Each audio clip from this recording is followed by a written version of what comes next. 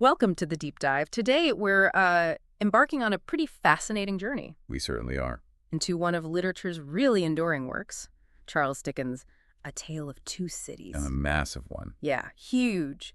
Our goal here is to kind of cut through the noise, pull out the most vital insights from this classic, give you a quick pathway, really, to understanding its timeless power. Mm-hmm. So get ready for, well, a captivating blend of gripping history, intense human drama, and some pretty profound universal themes. And what a monumental period Dickens chose to frame this story. I mean, he's a master at not just setting a scene, but making the historical backdrop itself feel like a living, breathing character, you know? Totally. We're plunged right into the tumultuous late 18th century, Mm-hmm. specifically the eve and then the height of the French Revolution. And he masterfully contrasts the societies of London and Paris. Right, the two cities. Exactly. This era isn't just a setting, it's the crucible, really, where the novel's big questions are forged. It's incredible how that grand sweep of history can feel so intensely personal in Dickens' hands. It really is. So, without giving away, any of the novel's big twists, No, you don't. no spoilers. At its core, A Tale of Two Cities weaves together the destinies of three central figures. There's the Honorable Charles Darnay, Mm-hmm. the, enigmatic Sidney Carton, and the compassionate Lucie Manette, T figures. definitely. And their lives aren't just unfolding, they are utterly consumed by this immense political upheaval, these huge societal changes ripping through two nations. So here's where it gets really interesting.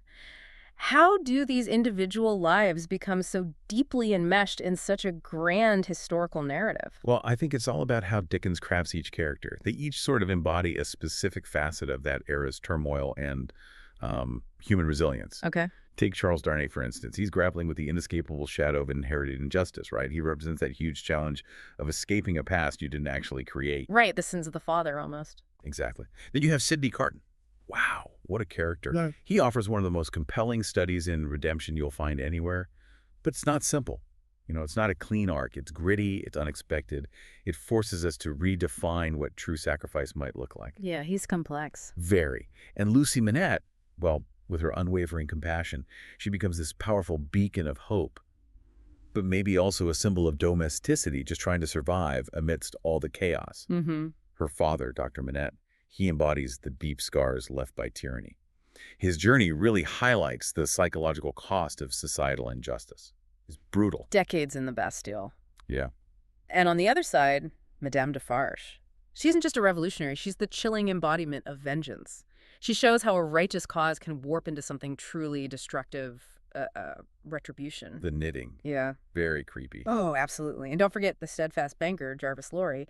He sort of acts as the constant thread, often bewildered, connecting these disparate lives. He represents more traditional, orderly world, trying its best to navigate this unprecedented upheaval. It's fascinating how those individual stories, those characters, really resonate with much larger concepts. Definitely. I mean, beyond the characters, the novel is just brimming with major themes that cut right to the core of human experience and honestly remain powerfully relevant today. Absolutely. You're going to find these deep explorations of sacrifice and the idea of resurrection, both literal and maybe more profoundly metaphorical. Yes, very much so. Characters being rebuilt from despair. Right. And there's also that constant chilling tension between justice and revenge, how easily one slips into the other. A key tension. And of course, the enduring power of love shining through even in the darkest moments. All of this playing out against the pervasive, inescapable backdrop of political unrest. Mm-hmm. It truly makes you consider how these universal concepts play out in such a specific, high-stakes context, and how easily, like you said with Defarge, a noble pursuit can just morph into something destructive. And what's truly fascinating, I think, is Dickens' distinctive storytelling style, which just elevates these themes. How so? Well, he is an absolute master of symbolism. He subtly weaves recurring motifs throughout the narrative to deepen its meaning, but it never feels heavy-handed. Yeah, You know? right. It feels organic. Exactly. Think of Madame Defarge's knitting we just mentioned. It isn't just a hobby, is it? No way. It's a chilling ledger, almost a pre-guillotine death warrant for those condemned by the revolution. Gives you chills. Or the constant references to wine and blood often flowing together, which powerfully foreshadow the revolution's violent thirst. It's everywhere once you start looking. Yeah. And of course, we can't talk about this novel without mentioning that legendary opening line. It was the best of times, it was the worst of times. Precisely. That single sentence isn't just a catchy phrase, is it? It perfectly encapsulates the novel's central conflict.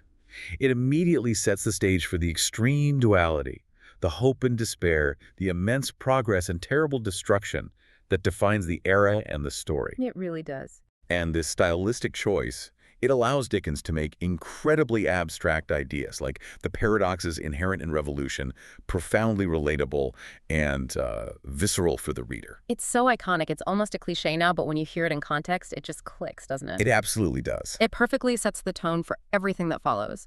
Which makes you wonder then, why does this story continue to resonate so strongly with modern readers centuries after it was written? It really prompts you to consider the timeless nature of these themes.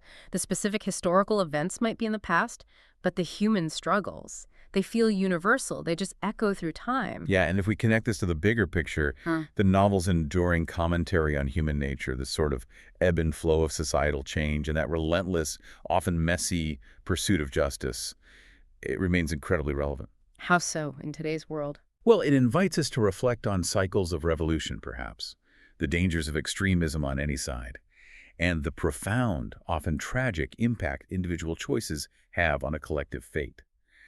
Dickens shows us that the line between liberation and tyranny can be dangerously thin. Yeah. And the passion that drives a revolution can just as easily consume it from within. That's a sobering thought. It challenges us, I think, to look at contemporary issues and see the echoes of these same timeless conflicts, perhaps even in our own societies, you know? That's a powerful thought to leave with, definitely. As we wrap up this deep dive, maybe consider this provocative idea. How does A Tale of Two Cities challenge our understanding of individual agency versus historical inevitability? Especially when societies are pushed right to their breaking point. How much choice do we really have? And maybe to leave you with a final question to ponder.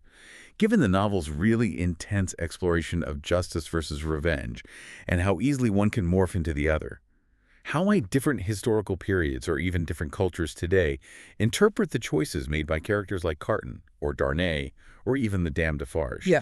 What would you make of them, looking back now, or even looking around today?